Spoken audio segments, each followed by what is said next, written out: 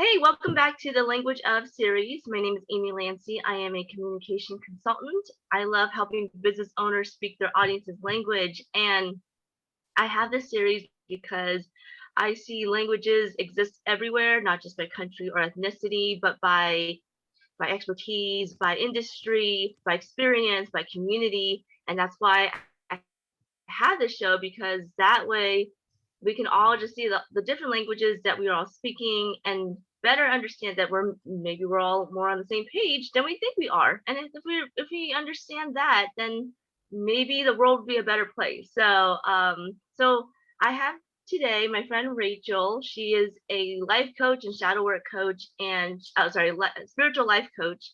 Did I get that right? Yeah. Sorry. Okay, yeah. Okay, so but we are talking about the language of shadows today, because Rachel has been coaching many people, on how to do shadow work. And so before I go into what shadow work is, Rachel, can you just please tell the audience a little bit more about yourself? Yeah, I mean, you said I'm a spiritual life coach and a shadow work coach, and basically, I work at the intersection of emotional, mental health, relationships, spirituality. Kind of merge all those things together. I started Hmm. off as an author. Honestly, I wrote a couple of books, and from there, people started reaching out, and I started exploring this idea of being a life coach, which brought me here to the spiritual realm because I'm also into spirituality, and so I kind of see how the overlap exists, and so here I am. Yay! And can you share with the audience what the name of your books in case they want to check you out later? Yes, so I have two books. One is called Chasing Unicorns. It's a book of poetry that kind of follows the stages of a relationship from beginning to end. And Mhm. then the other book is called Hashtags I Know It's Real. It's a mixture of poetry and prose that I wrote to kind of give you a little insight into my experiences with twin flames. So Yay! Awesome. Well, I'm glad to have you on the show. And Rachel and I, we have gotten really close over the last couple of years. We've been in a couple of intuitive groups, and just, I don't know, I feel like we check in, I don't know, at least a few times a week. uh-huh. Yeah. It's been great. It's been awesome. We talk about all kinds of things. All kinds And of things, all the all things. kinds of things. All the things. I can tell Rachel anything, and I can trust that she's not going to judge me for it. But I Hmm. can also trust that she's going to tell me the truth, which is Hmm. awesome. So, which is Same what with you you. need in a coach, because yeah, thank you. Thank you. Because you don't want someone who is, I mean, you want someone who's on your side and not going to be judgmental, but you also don't want someone who's an enabler and, just Yes. going to go with you no matter what. Like, you need someone who's Uh-huh. going to be honest. So, Hmm. so yeah, no, I think that's why I wanted Rachel on the show, because she's a really great coach. She's a really great friend, and she knows what she's talking about. So, and so just to dive in into what shadow work is, can you explain to the audience what is shadow work? Okay. So shadow work is the intentional work we do to become more self-aware, self-observant. Typically we look at trauma that we may have experienced in the past. And I want to Mhm, stop there to talk about trauma is not always dramatic. mhm, Oftentimes we hear the word trauma, we think about some kind of sexual assault or some kind of physical assault or verbal assault, but it may not always look like that. Sometimes trauma can be subtle. But we look at the traumas that we've experienced and see how it has shaped us and how it's caused us to respond in certain ways. So we're also looking at triggers. We're also looking at our responses to these triggers, and are they healthy for us? Have they been helpful for us? How have they been unhealthy for us? And mhm. working to find healthier options and ways to respond. And so when we do that type of work, we Yes. are learning to be more self-accepting of ourselves. We're doing it in a non-judgmental space. Because you mentioned being not judgmental. We're observing ourselves, observing our actions, but not judging ourselves and being critical of ourselves. Right. Yes, because shadows, like you said, it doesn't have to be like the huge traumas, right? Because yeah, there are those huge traumas such as abuse Hmm. and molestation. but then or divorce or Mm-hmm. breakup. So there are also those like, the little ones, such as someone didn't ask me to go to the prom, or someone didn't ask me to join in with them, or Mm-hmm. someone rejected me in this little instance. That has such a lifelong impact Yes. on you, and that is part of shadow work. Mm-hmm. And I'm a true believer in shadow work because we live in a society that praises terms such as light workers and embracing the light, I'm all for that. But when we hold on to that only, we don't look at the shadows, because we look at the shadows as, well, I'm not that, but well, really, in reality, the shadows are part of you. Mm-hmm. So, and if you don't accept that part of you, then you can't really accept yourself. Right. And usually those shadows kind of come back stronger. I was reading Yes. something before. I can't remember the name of it. Oh, I wish I knew. But they described it as, if you're in a swimming pool and you take a floating device and you push it underwater and you keep pushing, you let it go, it pops back up. That's kind of the Yes. same way shadows work. We try to hide them under the surface. They come back like, hey, I'm right Oh, here. I didn't go anywhere. I never Don't thought forget about it about me that over way. here. That's so true. And it's gonna try to keep rising to the surface. It doesn't just eventually deflate. It just Mhm. keeps on coming up, Yep. and you can't avoid it, and you can't just sit there floating it down forever. Right. So, This is a so part I of guess who we the are. Is a part of yes, us. yes, exactly. So would you say that part of shadow work is being able to let go of that pool toy, to let it come to the surface, and then figuring out what to do when it comes to the surface then? Hmm. Okay, Yeah. okay. I like to look at it like in order to do that, you have to acknowledge ego. And we talk about ego, oftentimes we hear it in terms of like, this pompous attitude, but that's not always ego. Ego is just kind of like the mask that we put on to show the world so that we can be accepted, so that we can have needs met. Whatever role that we play in the Mhm. world can be ego. And Yeah. when we fulfill that role, it's like we put on a mask. And so we Mhm. create this mask, and what's on top of the mask, like what's under the mask is a shadow, right? That's the things that we're hiding. Right. So I'm only going to Yeah. show you the things that I know are acceptable by other people. But there are other parts of me that I know or I feel like it Mhm. won't be accepted. And those are the shadows. And it may not always be bad, I was put those in quotes, bad traits. Because people like Yeah. to say I have these bad things about me, these toxic traits. And I hate that term, Right. Amy. Because it's Yeah. like I that also puts us in a place of not accepting who we are when we label ourselves as good or bad, toxic, all these mhm. words just but there are also things Right. about us that we hide, like talents, the things that we're good at, the things that, feed us, Mhm. emotionally and spiritually, because we won't be accepted by other people. We feel like we won't be accepted by other people as well. And it's also just detrimental to us because we're not living our truth. We're not Yes. being who we are destined to be, who we're supposed to be, because we're hiding, in the shadows. Did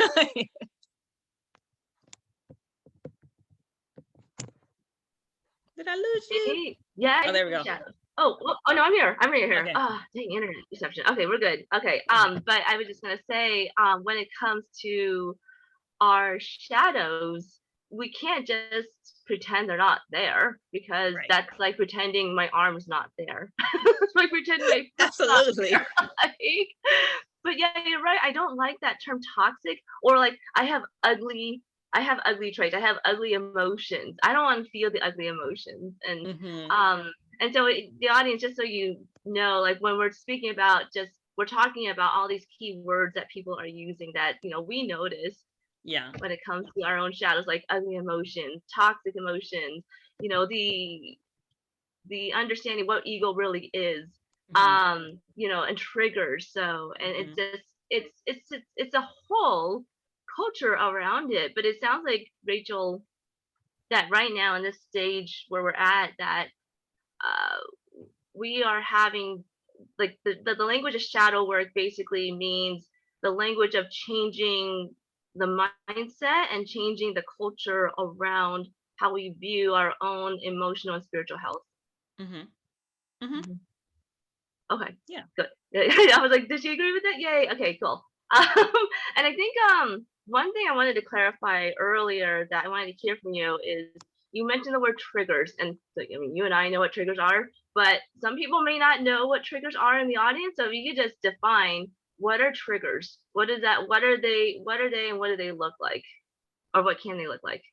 So triggers are, how can I describe it? It's like your mind and your body remembering a past event Yes. or making a connection from a present moment to a past event.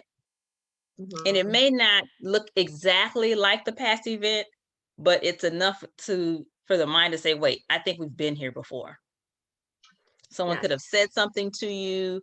Someone could have done something to you. Someone could have treated you a certain way, made you feel a certain way that reminds you of a past event. And so you are placed back into that past event. When you were triggered, we're placed back into that same position. So if a parent made me feel a certain way by telling me something about how I was dressed or criticizing me for the way I was dressed, and I felt ashamed. And then as an adult, someone makes a comment about my hair, and I'm like, and I get placed right back into that place when I was 12, and my mom told me, you look crazy, you look silly. And then I feel like a 12-year-old again in that moment because I'm brought back to that place. So that's kind of like how I describe triggers. Our body sometimes remembers and our mind remembers. And sometimes when our body remembers, we'll get sensations in our body. Like for me, I know that I would say this: my back gets hot, my my jaw gets tight when I'm triggered. And I may not always notice it in that moment, but if I kind of stop and pause and check, like, okay, wait, I'm getting hot, my jaw is tightened, like, okay, what's happening in this moment right now? Because this is my body giving me signals that I'm moving into a triggered state. Right. There's gonna be a physical and emotional reaction to all this. And now you're making me think, like, how do I react when I'm triggered? I think when I'm triggered, I get paralyzed for a second. I'm like, something's off, and I feel disconnected from my body. Like, I don't know what just happened. And then the emotions start coming. Like, it could be anger, it could be sadness, it could be worry, it could be stress, whatever it is. But you're right, there's a whole physical sensation with it. And so it also sounds like shadow work is also a language of self. Yeah, it's really self-awareness, self-observation. It's almost like you kind of step out of yourself and like look at yourself. Yeah. And you know what, when you were talking about triggers being something that something happens and reminds you of something from long ago, from in my mind, this is the visual I have when it comes to my own triggers, is that there's me right here in the present moment. There's like far away, there's the thing that happened long ago. I may not be able to see it. I may not be able to, understand what's over there, but I know it's over there, right? So they're seeing that, but then in between is a minefield. And so Right. I kind of look at I looked at, like, if someone triggers me, it's more like they pushed me over and I hit one of the mines, and then things explode, and then I have to deal with whatever that explosion looked like, whether that was like I got really sad and I reverted, or I got really angry and I said something to somebody. So that's the visual I personally get when it comes to triggers. Because sometimes we can be in a triggering battle, like I'll say something, and it may not always be on purpose. Yeah. I may say something because we're not always aware of other people's triggers. Exactly. And so we may say something and not even know that that's a trigger for that person. So we'll say something, trigger them, they respond, and their response may trigger us, and we're just triggering each other. And that's what arguments sometimes turn into, triggering battles. Oh my gosh. Now I'm thinking about how everyone is a walking minefield. I mean, and that's a kind of a scary visual. But the thing about it is, like, it's a scary visual, but it kind of puts it in context for us when we're dealing with people. Yeah. Because we know that we have our own things that we're battling, and people also have their things that they're battling. And so it can help us to give each other grace. Yes. When dealing with people, because I don't know what your shadows are. And when you respond in certain ways that are not pleasant, then you can say, well, they may be dealing with something that has nothing to do with me. Because sometimes it's not about us, it's about that person in the shadows that they are dealing with. I think that's hard to tell, right? At first, you see that reaction, and then I know for me, I'll see that reaction, and I'll start to blame. Well, I'll start to think back to what happened, start to dissect it, and then blame myself or take Hmm. responsibility. And then I'll finally realize, oh wait, the other person could have been going through something that I have no clue about, and I Yeah. can't possibly be dissecting that because I don't know what. I mean, they're not going to want to talk to me at the moment to Right. tell me, and they may not be aware of it. Hmm. So, I mean, do you feel like when people have done shadow work that they're more likely to um be compassionate toward others? I mean, and you use the word grace for Hmm. everyone, but do you feel like they're more able to show compassion to another person, even if the other person said some very sharp and choice words? Yeah, I think we are, but it doesn't always happen automatically. Yeah, yeah, You may not always say, "Oh, that's okay. They're having some other issues I may not know about." You probably will get triggered, but we take the yeah. time to process your own stuff and say, Mhm. "Okay, no, I'm like you say, you may go into blame." And the other kids are like, "No, I'm not gonna blame myself for this. This is not me. That's something that they may be dealing with, and maybe we can have a conversation about it later when we're in a better state to talk about what happened." And sometimes people are aware, they can verbalize and say, "Hey, this triggered me because blah blah blah blah," but then some people aren't. But even when they aren't, we still, I think, once you go through this type of process, you are able to identify that's what it is and have compassion for them, even if they can't identify for themselves. We may not know all the ins and outs of the shadows, but when we Yeah, can step back and process and say, "Well, did I do anything wrong? Did I say something inappropriate yeah, that, just in a general sense, like, was that, was I trying to be manipulative? Was I trying to be hurtful to them?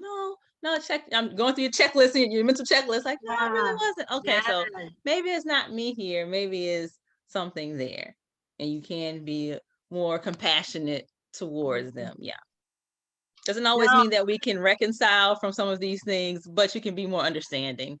Yeah. yeah, yeah. No, I love the way you explained it because you did explain how at the end there can be more understanding and compassion and reconciliation. But I love how you pointed out that there's still, even when you do shadow work, there's still going to be that flurry of emotions to sort through afterwards. Because I Hmm. think there's for some reason I think that most people haven't have this image that if you reach if you do the work, you're gonna be like a monk who is never fazed by anything and never angered at all. And I and I think Yeah. that when we are triggered by our own emotions and dealing with our own shadows, we're like, oh man, like I'm so far away from being an enlightened being when really, and, it we're really just trying to complete the cycle as opposed to denying that there's a cycle at all. and yeah, and that's something I hear a lot from people in the community and even my clients when they have a reaction or response that seemed out of character, Yeah. because it feels like, oh, I was doing my work, I was doing my healing work, I was progressing so well, and then I have a setback. Yeah. So maybe I'm not as far along as I thought. But it's Yeah. not, it's not a smooth, clean break from these types of behaviors and triggers. Like, because when we think in that way, it's if we're saying we want to eliminate the triggers or eliminate the trauma, because triggers come Mhm. from trauma. Eliminate the Yeah. trauma. We can't erase trauma. It happened. It's part of shaping kind of who we are. So we can't erase those things, but we can be aware of them and be Yes. conscious of them and make better choices for ourselves. But that is Yeah. a misconception that I hear a lot, that, once you've healed, then you are completely trigger free. Nothing bothers you. It's all love and light. And no, Not no, no. true. No. I'm No. I I'm just not in that belief. And I feel like it almost comes to the point of seeking perfection when we yes. look at healing in that way. We're seeking perfection. then that's other shadow you have to look into. Why are you seeking perfection? Where does that come from? Yes. Yes. And the thing is yeah, when I think about seeking perfection, right? But thinking about if I'm just healed for life and but I'm not looking at the whole I'm seeking perfection, then there's a whole other shadow you're not really looking at, and then you're just there's a whole other set of shadow work that you're avoiding. Yeah, So, and you're yeah, not, and I think that the whole point of shadow work is to look at things that you didn't want to look at before, things that could challenge, probably will challenge the idea that you are not, that you are perfect, and uh-huh, and that can be really hard for hmm, a ton of people. And yeah, I think that that kind of goes into something else I wanted to ask you about is, I mean, you said that some people think that once they do some shadow work and they're healed, they don't need to do anything else. I mean, do you think that there's something about shadow work that people are afraid of? I mean, in addition, I mean, there are the people that haven't done any shadow work, and then there's the hmm. people that have done some shadow work but don't want to proceed anymore. Like, do you think that there's a fear about doing shadow work for ourselves? That there is a fear around shadow work because Mhm, one fear comes from the fear of the unknown. I don't really know what it is. I don't know what will surface. I don't know what's going to be the result of this. There's mhm, also another fear where I don't know what's going to happen. Also, another unknown fear is I don't know what's going to happen once I open Pandora's box because, like, I know I've dealt with XYZ in my past, and if I have to revisit that, I don't know how I'm going to respond and if I can recover from it. mhm, mhm. So I do see that fear. How people shy away from it, and I've worked with people that we start to kind of start peeling back some of those layers. Like, oh, I'm not ready. I'm not ready. I can't. You know, you're asking too many like thought-provoking questions. You're going a little bit deeper than I want to go because you start to hit those wounds. Yeah. You hit those wounds, and this Mhm, hurts to talk about these mhm, things, or it's hurtful to acknowledge that I've acted in these ways. It's hurtful to mhm, look in the mirror and say mhm, I have experienced this. I've accepted this, or I haven't accepted this yet, or I've hurt other people in this way as a result. Because sometimes we live life and not realize how we've hurt other people. When we have to look back, we can see, oh wow, like I already did treat that person like crap mhm, because I mhm. was in my own world, in my own pain that I didn't realize I was hurting other people around me. And so to revisit and to, review your life again and see how you responded and acted, sometimes people get a sense of shame Mhm, and they don't want to talk about it. So yeah, mhm. there is a fear around doing shadow work, either because they don't know what it is and what will happen, or because they don't want to revisit those those past experiences and behaviors. Yes. It's hard. It's not easy. And I was chuckling a little bit while you were talking, and not because I thought it was funny, but because when you were talking about, no, don't do that. Like I was thinking about how I've had my own resistance to my own shadow work. Like, no, I don't want to. No, no, no, no, no, no. I don't want anything to do with this. No, this is hard. This is too hard. So It's I was hard. Uh-huh. laughing at myself. I wasn't laughing at Oh you. yeah, it's fine. But I was just laughing. I'm like, oh, I've been there. Yeah, now I can laugh at myself now. Hmm. So, but yeah, it's hard and it's painful. Hmm. And I think that when people hear shadow work, they're like, oh, it's gonna be, darkness all over. Hmm. And I think what it Just is because the that name itself has that connotation of like bad or yeah, evil or creepy shadow. I wish yeah, I had yeah, another yeah. name. Yes, yes. Like we're gonna go into the deepest, darkest parts of it. It is, but it doesn't have to be all scary. And I think the point of shadow work is to find the light on the other side. So Hmm. yeah, and to bring in that self-acceptance and self-awareness, Hmm. and to learn those tools too when they do surface. Hmm. So because I think I mean, Rachel, you can let me know if you have a similar view or have a different view. But how I kind of look at it is that it's not like we're ever really getting rid of shadows. It's that we are tackling them in a way where they have less power over us. Yes. Yes. like we said, when you push the floating device down and it pops back up, it's going to keep popping back up. Just let Yes. it sit at the surface. Yeah. Be aware of it, because we Mhm. can, we get triggered. It's like, okay, I'm triggered because, right now I'm experiencing, this is my abandonment wound right now. It's causing me to feel this way and respond this way, right? Mhm. I'm not Yeah. saying I don't have an abandonment issue. I'm just saying this is what's causing me to feel this way in this moment. This what caused me to say or do this thing in this moment.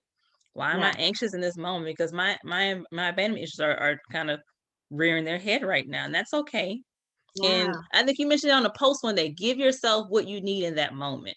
Yes. Identifying what it is I'm feeling. Why am I feeling this way? This is the floating device on the pool. This is the, raft in the pool. I see it there. This is Mhm. why it's here. Now, what do I need in this moment to feel comfortable with seeing this thing in the pool? Right? Yes. Yeah. Yes. And it's interesting whenever I ask myself and whenever I ask other people, what do you need? There's always that pause because it's for some reason the way we're living today, we've disconnected with our what we really need. And when it comes to shadow work, I mean, obviously that's really deep work, and the Mm-hmm. triggers will just show up, and there's a whole lot of emotions to cycle through when that happens. So it is really hard to understand what you really need. Yeah. But I think that once you're able to understand, well, part of the process is figuring out what I need, then it just becomes I think it becomes a muscle that you exercise Mm-hmm. um and practice. So yeah, I think I mean, I definitely think those in the audience who are listening, I think that even though shadow work sounds foreboding, intimidating, overwhelming, and scary, it's something that we all have done at Yeah. some point in some way. You may have not even Mm-hmm. realized it, Yeah.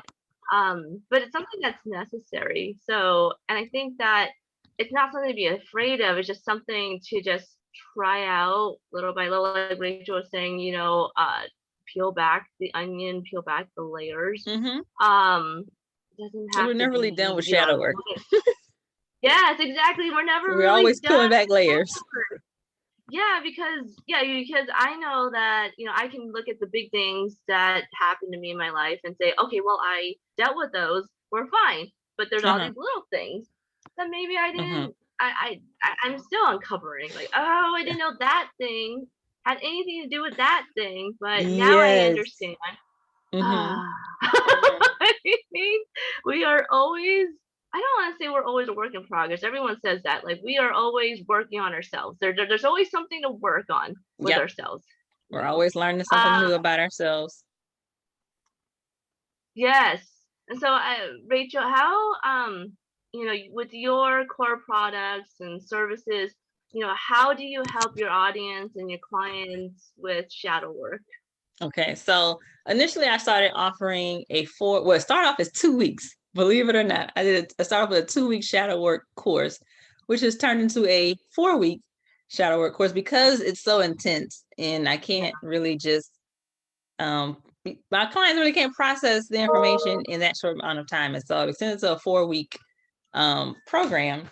However, I even noticed in the 4-week program, there's still some, it's like aftercare and work that needs to be done after that. So I offer ongoing coaching as well. And so each month we dedicate to a different, I would say, shadow. So we talk about procrastination, that's a shadow. We talk about how to manage your emotions, that's a shadow.